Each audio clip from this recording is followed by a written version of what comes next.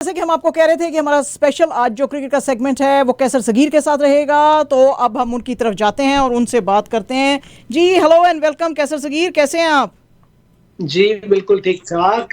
कैसे हैं आप? बस जी आप बिल्कुल सही है? ठीक। हम तो आपको सोच रहे थे कि जैसे आज आप हमारे स्टूडियो में आएंगे, क्योंकि आप आज मिसिसागा में ही थे, लेकिन आप हमें दगा दे गए हैं। प्लान तो यही था, लेकिन आपने मुझे आधे रास्ते में बताया, नहीं तो नहीं, इसलिए आपको तो मेरे मैंने पास एक ही ऑप्शन था, तीन उधर तीन जाऊं या दिन से वापस बताया आऊं। हुआ है, 3 दिन से मैंने आपको बताया और आपने यस कहा हुआ है कि यस यस आई विल, लेकिन हाँ शायद नहीं स्टूडियो नहीं, आने आपने की। टाइम चेंज कर दिया ना। टाइम मेरा ख्याल है 6 बजे का था। हाँ वो तो हमारा अब जैसे जैसे अब पीछे आता जाएगा ना, अब नेक्स्ट वीक जब हम आपको लेंगे तो हम आपको तकरीबन जो है वो 4:15 कुछ ऐसे करके लेंगे, तो दैट इज़ वाई तो हमारा टाइम पीछे आते जा रहे हैं। हाँ जी हाँ जी। बिल्कुल हाँ, बिल्कुल ठीक ठीक है। है। आपने पहले ही चेंज कर लिया, वैसे टाइम चेंज हो रहा है संडे से। हाँ आपने पहले ही हाँ, चेंज कर हम लिया। जरा आगे चलते हैं ना थोड़ा सा। बिल्कुल, ये तो मैं देख रहा हूँ। हाँ आगे चल रहे हैं ना ऐसे, और जो है आप देखेंगे कि और भी हम जो क्रिकेट की और भी बहुत सारी चीज़ें नई नई लेकर आएंगे। अच्छा जी, आज तो बताएं, आज का जो फिर से जो जीत गया है अफगानिस्तान, अफगानिस्तान ने तो ऐसी फेंटी लगाई हुई है इस दफ़ा। ये हो क्या रहा है इनके साथ? इस दफ़ा इन्होंने क्या खाया है? कोई इन्होंने रेड बुल पी है, क्या किया है? बताएं ज़रा। नहीं देखें, होता क्या है कि जब आप किसी अच्छी टीम के खिलाफ मैच जीतते हैं ना, तो आपको बहुत ज्यादा कॉन्फिडेंस मिलता है। हम्म। अफगानिस्तान ने इस वर्ल्ड कप में आप देखें 3 जो फॉर्मर वर्ल्ड चैंपियंस हैं उनको हराया। हाँ उसमें उसमें इंग्लैंड शामिल है, उसमें पाकिस्तान शामिल है, और उसमें तीसरी टीम श्रीलंका शामिल है। जी। तो जब आप 3 वर्ल्ड चैंपियंस को हराते हैं तो आप सोचिए आपका कॉन्फिडेंस लेवल कहां पर होगा। हम्म। उसके बाद आप नीदरलैंड को तो कोई अहमियत नहीं देंगे ना। या और या उन्हें दूसरी चीज ये भी उन्हें पता चली, जब उन्होंने पाकिस्तान के खिलाफ 280 अराउंड 280 प्लस था ना, जब उन्होंने वो चेस किया तो उन्हें ये समझ आ गया कि हम लोग ये बिलो 300 टारगेट बड़े आराम से चेस कर सकते हैं। हम्म। यही वजह है कि वो पिछले 3-4 मैच में आप देखिए उन्होंने चेस किया है, हम्म। और ये बहुत उनकी स्ट्रेंथ बन गया है। बल्कि बाकी जो टीम है मेरा ख्याल है वो भी अब सोच रही होगी, क्योंकि अफगानिस्तान का एक प्लस पॉइंट ये है कि उनके पास अच्छी स्पिन बॉलिंग है। उनके तमाम जो बॉलर्स हैं वो T20 लीग्स खेलते हैं पूरी दुनिया में, तो उन्हें तमाम प्लेयर्स का पता भी है कि किसका वीक पॉइंट कहाँ पर है। पाकिस्तान में वो PSL खेलते हैं, तो इस लिहाज से अफगानिस्तान और के इंडिया में पास एक, आईपीएल भी खेलते हैं, इंडिया में भी खेलते हैं बिल्कुल आईपीएल। जी जी बिल्कुल, वही मैं बात कर रहा हूँ कि पाकिस्तान के पास IPL का एक्सपीरियंस नहीं है, लेकिन अफगानिस्तान के पास IPL का भी एक्सपीरियंस है और PSL का भी है। तो यही वजह है कि उन्हें जो अब तक उनकी टीम में कमी थी ना, वो थी लैक ऑफ कॉन्फिडेंस। तो वो कॉन्फिडेंस उन्हें मिला जब उन्होंने इंग्लैंड को हराया, वर्ल्ड चैंपियन को। उसके बाद उन्होंने पाकिस्तान को हराया, तो फिर बाकी टीमें तो मेरा ख्याल है कि कुछ नहीं थी। श्रीलंका तो वैसे ही माशाल्लाह जो सूरत हाल उनकी देख लें आपके, एशिया कप में वो फाइनल में इंडिया के खिलाफ 50 पर आउट हो गए थे। इस दफा वो 55 पर आउट हो गए हैं। अब जब ये टीमों की सूरत हाल होगी तो अफगानिस्तान तो मैच जीतेगा यकीनन। अच्छा, तो अब तो सूरत हाल बड़ी मुझे टफ लग रही है। अब तो सेमीफाइनल की रेस में मुझे लग रहा है कि अफगानिस्तान भी आ रहा है, तो क्या लग रहा है आपको, ऐसा हो सकता है? देखिए, अगर फैक्ट्स की बात की जाए ना, तो इस वक्त मेरा ख्याल है बांग्लादेश को निकाल कर सब लोग ही उसमें रेस में है। लेकिन हम अगर ज्यादा क्लोजली इसको मॉनिटर करें तो इस वक्त 3 टीमें हैं जो ज्यादा करीब है सेमीफाइनल के लिए। ऑस्ट्रेलिया, इंडिया और साउथ अफ्रीका तो तकरीबन कंफर्म है। अब जो चौथा स्पॉट है वो पाकिस्तान, न्यूजीलैंड या अफगानिस्तान को मिलना है। लेकिन मैं समझता हूँ कि इसमें न्यूजीलैंड और पाकिस्तान के चांस अभी भी ज्यादा है। बल्कि पाकिस्तान के लिए बहुत ज्यादा मतलब लक फेवर कर रही है अभी तक, इसलिए कि अफगानिस्तान के जो 2 मैचेस हैं ना आगे, वो दोनों उन टीमों के साथ है कि जो जबरदस्त फॉर्म में है। उनमें से एक ऑस्ट्रेलिया और दूसरी साउथ अफ्रीका है। अफगानिस्तान के लिए बहुत मुश्किल होगा उनको हराना। दूसरा ये कि अफगानिस्तान को मैच जीतने के साथ साथ अपना रन रेट भी ऊपर करना पड़ेगा। जब पाकिस्तान की बात करें तो पाकिस्तान ने मैच खेलना है अब चंद घंटे बाद, यहाँ कनाडा के वक्त के मुताबिक सुबह 1 बजे मैच शुरू होगा। तो उसमें पाकिस्तान का एक प्लस पॉइंट ये है कि न्यूजीलैंड को पाकिस्तान ने बहुत से ICC इवेंट्स में हराया है। जितने इवेंट्स में पाकिस्तान ने उसको हराया है, न्यूजीलैंड का वो कॉन्फिडेंस पाकिस्तान के खिलाफ, कॉन्फिडेंस लेवल बहुत शेकी होता है पाकिस्तान के खिलाफ। और मेरा ख्याल है कि पाकिस्तान को इसी का एज लेना चाहिए, और इंशाल्लाह पाकिस्तान लेगा।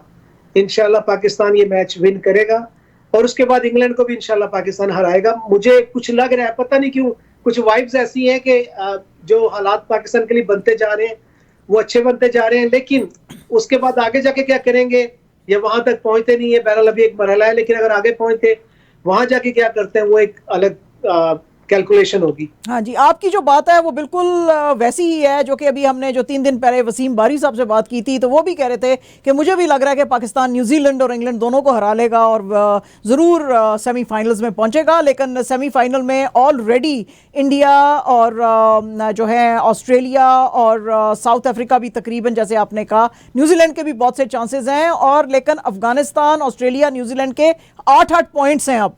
तो अगर यहां से अफगानिस्तान हारना शुरू होएगा, आप अगर जैसे आप कह रहे हैं, तो फिर तो वो भी बाहर जाएंगे और इन टीम्स के पॉइंट्स ऊपर आ जाएंगे, ऑस्ट्रेलिया का तो एटलीस्ट। तो अब कल का जो मैच है उसके ऊपर सारों की नजरें हैं, जो कि पाकिस्तान न्यूजीलैंड के बीच में होने वाला है। अच्छा, आपको क्या लग रहा है कि कल का जो मैच है न्यूजीलैंड पाकिस्तान के बीच में, उसमें न्यूजीलैंड के क्या वीक पॉइंट्स हैं और स्ट्रेंथ्स क्या हैं, और पाकिस्तान के वीक पॉइंट्स और स्ट्रेंथ्स क्या हैं? क्योंकि कल पाकिस्तान की टीम में शादाब भी नहीं खेल रहा है, तो मोस्ट प्रोबेबली तो बताएं। देखिए, इस वक्त पाकिस्तान के लिए जो चीजें फेवर कर रही है ना, वो ये कि न्यूजीलैंड की टीम में बहुत सी इंजरीज हो गई हैं। उनका जो हेनरी है, मतलब कि मेन बॉलर है, या उनके जो दूसरे चंद प्लेयर्स हैं, वो फिट नहीं है इस वक्त। उसकी जगह तो जेमिसन आ गया ना, हेनरी की जगह तो जेमिसन को खिला रहे हैं वो। हाँ, नहीं, जेमिसन तो खैर बहुत से मैचेस से खेल रहे हैं ना। हाँ, देखिए, लेकिन बात ये कि उनके बहुत से प्लेयर हैं। देखिए, केन विलियमसन ऑलरेडी आउट था, जो उनकी बैकबोन है टीम की, वो पहले से आउट है। हेनरी भी आउट होता है। इसके अलावा भी 1-2 प्लेयर्स हैं जिनका मैंने पढ़ा था कि वो भी फिट नहीं है इस वक्त, और चांसेस है कि वो ज्यादा नहीं तो 1-2 मैचेस के लिए, मतलब उनका अभी वो मुश्किल होगा उनके लिए खेलना, या वो उतने अगर खेले भी तो उन्हें फिट नहीं होंगे। तो पाकिस्तान के लिए खैर ये 3-4 चीजें अच्छी। शादाब की तो बात ना करें, शादाब का होना ना होना इस वर्ल्ड कप में कोई मैटर नहीं करता ज्यादा, तो इसलिए मैं तो कंसर्न नहीं हूँ। बल्कि बाज का वो ब्लेसिंग इन डिस्गाइज होता है ना, कि अगर वो इंजर्ड हुआ है तो हो सकता है पाकिस्तान के लिए कुछ से बेहतर हो जाए। लेकिन पाकिस्तान के लिए मैं हमेशा समझता हूँ कि पाकिस्तान न्यूजीलैंड के खिलाफ जो है ना, अगर न्यूजीलैंड के खिलाफ पहले खेलता है तो पाकिस्तान के लिए शायद ज्यादा बेहतर है, क्योंकि न्यूजीलैंड भी उन टीमों में है जो बहुत बड़ा टोटल चेस नहीं कर पाते। यानी कि अगर 300 प्लस पाकिस्तान ने लगा दिया तो न्यूजीलैंड के लिए थोड़ा सा मुश्किल होगा चेस करना, जो उनकी मौजूदा सूरत हाल है। लेकिन दोनों सूरतों में पाकिस्तान पहले खेले, बाद में मुझे पता नहीं क्यों लग रहा है कि पाकिस्तान ये मैच जीतेगा, क्योंकि पाकिस्तान का रिकॉर्ड बहुत अच्छा है न्यूजीलैंड के खिलाफ, और इस वक्त टीम जो है ना पूरी तरह पंप अप हो चुकी है। उन्हें खासतौर पे बांग्लादेश से जरा मैच जीता, उससे उन्हें बहुत कॉन्फिडेंस मिला है, और खासतौर पे फखर जमान के आने से पाकिस्तान की टीम, क्योंकि फखर के बारे में तो मैंने दुनिया के बहुत से प्लेयर्स को सुना है इस वर्ल्ड कप में भी और इससे पहले भी, कि फखर अगर चल पड़ता है तो बस फिर उसको रोकना बहुत मुश्किल होता है। देखिए, पाकिस्तान के पास जो कमी थी ना अभी तक, वो यही था कि आपको एक ऐसा ओपनर चाहिए था जो छक्के लगाए, सिक्स लगाए ना। तो इसने आते साथ ही 6-7 मतलब 6 लगाए अपनी इनिंग्स में। तो पाकिस्तान को ये चाहिए था कि जब आप अपने रन रेट को ऊपर ले जाएं, जब आप तेजी से टोटल को चेस करें, और अगर आप पहले खेल रहे हैं तो आप एक बड़ा टारगेट दें दूसरी टीम को। तो मेरा ख्याल है कि ये आने से फर्क पड़ा है। और दूसरा ये कि अब्दुल्ला शफीक वो भी काफी बेहतर खेल रहे हैं। तो पाकिस्तान के पास इस वक्त अच्छी बैटिंग लाइनअप है, और अगर उनमें से 2-3 प्लेयर चल गए तो इंशाल्लाह कल का दिन पाकिस्तान का होगा। अच्छा, ये जो नया लड़का आया है शादाब की जगह पे, अबरार बॉलर, तो ये आपको कैसा लग रहा है? इसकी बॉलिंग आपने इससे पहले देखी है, इसके बारे में आप क्या कहना चाहते हैं कि ये कोई वाकई एसेट साबित हो सकता है या नहीं? देखिए, अबरार जो है ना, वो उसका एक प्लस पॉइंट तो ये है कि उससे ज्यादा टीमों ने देखा नहीं हुआ।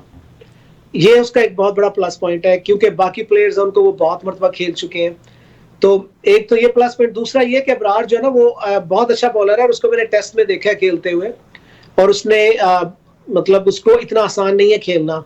तो मेरा ख्याल ये जो 10 ओवर्स का मैच है ना, इसमें पाकिस्तान को चाहिए था। इफ्तिखार अहमद भी आपके पास बॉलिंग कर रहा है, अगर अबरार अहमद को खिलाते हैं तो मेरा ख्याल है कि पाकिस्तान के लिए ज्यादा अच्छा होगा। वो काफी मुश्किलात पैदा करेगा। कीवीज जो न्यूजीलैंड के बल्लेबाज है ना, वो भी स्पिन को खेलने में कोई बहुत ज्यादा एक्सपर्ट नहीं है न्यूजीलैंड वाले, और जब वो ढेर होने पे आते हैं तो बाज का तो वो उस टीम के बारे में मैं कहता हूँ कि बाज का तो 100 भी नहीं कर सकती, यानी कि 100 से भी पहले आउट हो सकती है न्यूजीलैंड। और आप देख रहे हैं कि न्यूजीलैंड ने 4 जो मैचेस जीते थे ना, एक और चीज ये पाकिस्तान और न्यूजीलैंड में एक और चीज जो मुश्तरक है ना, इन दोनों ने कमजोर टीमों के खिलाफ मैच जीते हुए हैं। जहां पे भी ये टफ टीमों के खिलाफ आई है, ये इन्होंने मैचेस अपने हारे। इस वर्ल्ड कप की बात कर रहा हूँ। तो इसलिए अब इन दोनों का आमने सामने आना, मैं न्यूजीलैंड को पाकिस्तान से कोई बहुत ज्यादा बेहतर नहीं समझता। इसलिए मैं कह रहा हूँ कि पाकिस्तान के चांसेस क्यों ज्यादा महसूस हो रहे हैं कि इंग्लैंड का मोरल बहुत डाउन है। इंग्लैंड बहुत मतलब मुसलसल हारता आ रहा है मैच, और न्यूजीलैंड भी पिछले 3 मैचेस हार चुका है, तो पाकिस्तान के लिए फेवरेबल होगा। लेकिन न्यूजीलैंड के क्वालिफाई करने के चांसेस मैं फिर भी नहीं कहूंगा कितने कम है, इसलिए कि उसका आखिरी मैच श्रीलंका से है और वो श्रीलंका को मतलब ये कह ले कि हरा सकते हैं, उनका रन रेट हमसे बेहतर है, तो इसलिए क्वालिफाई करने के चांसेस न्यूजीलैंड के कम नहीं होंगे। लेकिन कल का जो मैच है उसमें अभी जो अगर आप कैलकुलेशन करें, फैक्ट्स एंड फिगर्स को देखें, तो पाकिस्तान 60-40 से कम लीड करता है। अच्छा, ये जो अब जो सारी टीमें हैं, ये अब नेक्स्ट ईयर T20 भी होने वाला है और उसके बाद चैंपियंस ट्रॉफी भी होएगी, तो आपको क्या लग रहा है कि कौन सी 8 टीमें आपको बहुत ही लग रही हैं कि भाई ये तो हर हाल में ही खेलेंगी ये जो मैचेस आने वाले हैं आगे कुछ सालों के अंदर? आप चैंपियंस ट्रॉफी की बात कर रही हैं? वो तो 2025 में है, लेकिन नेक्स्ट ईयर जो है T20 भी तो होने वाला है ना, तो तो T20 में और फिर चैंपियंस ट्रॉफी में तो खैर 8 ही टीमें हैं जाहिर है, लेकिन ये जो आने वाले जो मैचेस हो रहे हैं उसके मैं पूछना चाह रही हूँ कि उसके अंदर टीमों की स्ट्रेटजी क्या होएगी कि हम ये इन टीम्स के अंदर रहें, ये जो यानी फ्रेमवर्क है इसके अंदर हम रहें। जी देखिए ना, इसीलिए अगर आप किसी भी टीम को देखें ना, तो वो अभी भी पूरी कोशिश करेंगे, इसलिए कि उनकी कोशिश है कि वो 2025 में होने वाली चैंपियंस ट्रॉफी में रहे। पाकिस्तान को इतना मसला इसलिए नहीं है कि पाकिस्तान उसका होस्ट है, पाकिस्तान ऑटोमेटिकली उसमें खेलना ही खेलना है, चाहे पाकिस्तान 12वें नंबर पे क्यों ना हो। लेकिन जो बाकी टीमें हैं उन्होंने टॉप 7 में अपनी जगह बनानी है, क्योंकि 8वीं टीम पाकिस्तान है, तो टॉप 7 में वो होंगे तो वो खेलेंगे। इसी तरह T20 है, तो मेरा ख्याल है कि आप जो ना क्रिकेट स्पेशली जो T20 की बात करें तो इसमें इतना कम मार्जिन रह गया। देखिए वनडे में मैं हमेशा से कहता हूं कि जो आपकी अच्छी टीम है ना, वो टेस्ट में उसका पता चलता है कि वो कमजोर टीमों को नहीं जीतने देती। उसके बाद आपका वनडे था जिसमें जो आपकी मजबूत टीमें थी वो कमजोर टीमों को आराम से हरा देती थी, क्योंकि 50 ओवर्स खेलना उन टीमों के लिए मुश्किल होता था। फिर आप T20 की बात करें, लेकिन अब बहुत सी टीमों ने बहुत ज्यादा इंप्रूव किया वनडे में, जैसे नेदरलैंड्स उसने बहुत इंप्रूव किया है, जैसे अफगानिस्तान ने उसने बहुत ज्यादा इंप्रूव किया। तो आने वाले वक्तों में अब ये सब टीमें, मतलब आप उसको वही बात है कि कंडीशन कैसी होगी, उस दिन कौन अच्छा परफॉर्म करेगा, टास्क कौन जीतेगा, किसके बैट यानी कह लें कि जो प्लेयर्स हैं वो प्रेशर को ले लेंगे, तो उसके मुताबिक अब ये टॉप 8 में जो टीमें इस वर्ल्ड कप में आपको नजर आएंगी ना, आइंदा भी आपको वही टॉप 8 नजर आएंगी, चाहे आप T20 ले लें या चाहे आप वो चैंपियंस ट्रॉफी ले लें। अच्छा, जो है कैसर, ये आपसे मैं अब वर्ल्ड कप से हट के बात कर रही हूँ, पीसीबी के ऊपर बात कर रही हूँ। बेतहाशा आजकल जो है पुराने हमारे जो वेटरन्स हैं वो एतराज़ कर रहे हैं पीसीबी की मैनेजमेंट के ऊपर। ज़हीर अब्बास, शाहिद अफरीदी, आज तो खैर शाहिद अफरीदी की दोस्ती वस्ती कोई ज़का अशरफ साहब के साथ हो गई, लेकिन वो कह रहे हैं जी कि फॉर गॉड सेक ये जो ऑर्गेनाइजेशन है इसको क्रिकेटर्स को रन करने दें।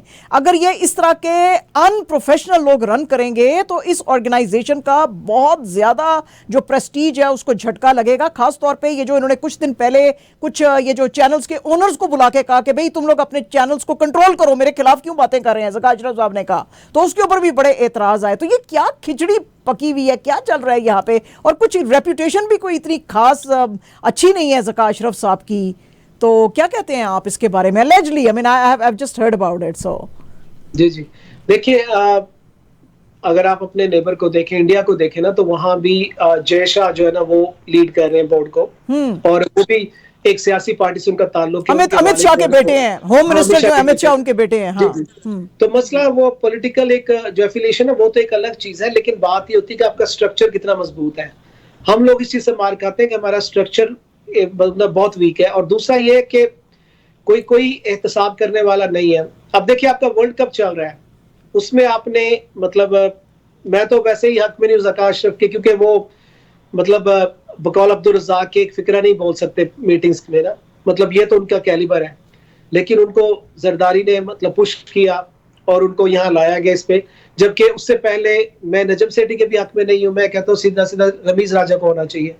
लेकिन आप पूरी दुनिया में जाते हैं, आप अपने मतलब कंट्री को रिप्रेजेंट करते हैं, तो आपके पास एक ऐसा बंदा होना चाहिए जो जिसकी अपनी परफॉर्मेंस हो, जिसकी अच्छी तालीम हो, जो कम्युनिकेट कर सकता हो, कॉन्फिडेंस हो जिसमें ना, बजाय कि आप उन लोगों को भेज दें जिन्हें कोई जानता ही ना हो, और वहां पर आप सोचो ने क्या अहमियत मिलेगी, तो वो किस तरीके से कन्विंस कर पाएंगे। यही वजह है कि हमने जो एशिया कप है वो अपना खराब किया, हम उन्हें कन्विंस नहीं कर पाए कि वो हमारे आके खेलें। हमने जाके एक तीसरे मुल्क में जाके मैचेस खेले और हम बुरी तरीके से आ रहे हैं। आप जब अपने वर्ल्ड कप की बात आई तब भी आप कुछ नहीं कर सके, उन्होंने आपके सहाफियों को वीजे नहीं दिए, उन्होंने आपके जो लोग देखना चाहते थे उनको वीजे नहीं दिए, आप कुछ नहीं कर सके क्योंकि पर्सनालिटी नहीं है ना। यहाँ पर अगर रमीज राजा होते तो आप देखते डिफरेंस आपको नजर आता। तो इसीलिए पॉलिटिकल अगर ये पाकिस्तान में मेरा ख्याल सूट नहीं करता। पाकिस्तान में अगर एक क्रिकेटर हो, अच्छी रिप्यूट वाला होना चाहिए, क्रिकेटर हो लेकिन अच्छी रिप्यूट वाला हो, तो बिल्कुल उनको लीड करना चाहिए और पाकिस्तान की क्रिकेट के लिए जरूरी है। देखें ना, आप उन लड़कों को जो परफॉर्म कर रहे हैं, जिन्होंने पूरी दुनिया में एक नाम बनाया हुआ है, उन्हें ले जाकर आप एक ऐसे बंदे के सामने बिठा दें जिसकी अपनी कोई शख्सियत नहीं है और वो उनको किसी भी तरीके से डायरेक्ट कर रहा है, कुछ भी कह रहा है, तो वो लाजमत है उस पे प्लेयर्स का मोरल डाउन होता है। आप खुद भी देख लें, जिस फील्ड में आप जर्नलिज्म में काम कर रहे हैं, अगर आपके ऊपर कोई ऐसा बंदा हो जो खुद जर्नलिस्ट नहीं है, जिसे बोलना नहीं आता, कुछ नहीं आता, तो आप क्या फील करेंगे? आपकी फीलिंग मतलब आपका कॉन्फिडेंस लेवल शेक हो जाएगा। तो इसी तरीके वो जो क्रिकेटर हैं या क्रिकेट टीम है वो भी मुतासिर होती है। तो मेरे ख्याल से इनका कतई कोई ऐसा आइन में कोई ऐसी चेंज करनी चाहिए, इनका कोई किसी किस्म का ताल्लुक नहीं होना चाहिए क्रिकेट बोर्ड के साथ। लेकिन अब क्यों होता है, देखिए वो सबको पता है कि क्रिकेट में इतना पैसा आ चुका है, इतना पैसा आ चुका है।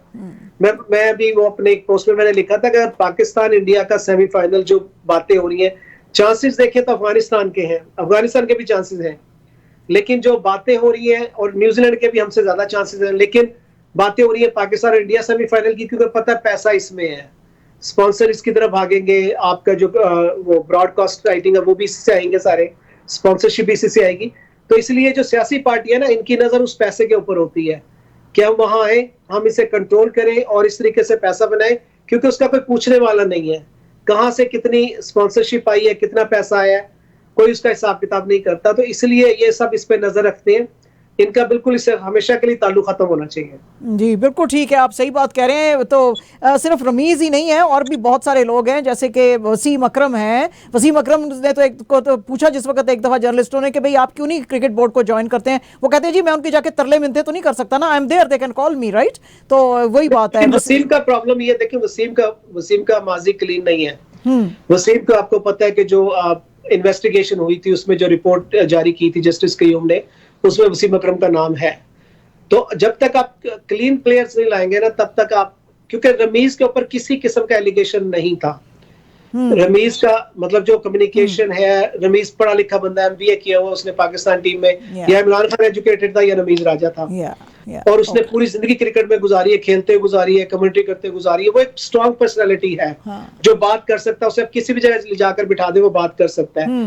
वसीम अकरम बात जरूर कर सकता है, लेकिन वसीम अकरम की तालीम नहीं है, वसीम अकरम का माजी क्लीन नहीं है। तो इसलिए मैं वसीम के इतना हक में नहीं हूँ। जहीर अब्बास के बारे में क्या बात करते हैं? जहीर के बाद जहीर अब्बास नहीं, ये लोग हैं लेकिन ये बहुत पुराने हो चुके हैं। देखिए ना, अब आप उस दौर की क्रिकेट नहीं हो रही, अब आपको वो बंदा लाना है जिसे इस दौर की क्रिकेट का पता हो। ठीक है, alright, okay Kaiser, thank you very much for connecting with us. Next week हम फिर आपके साथ जुड़ेंगे, but that's all the time that we have this week. Thank you very much for connecting, all the best and have a good day, bye bye.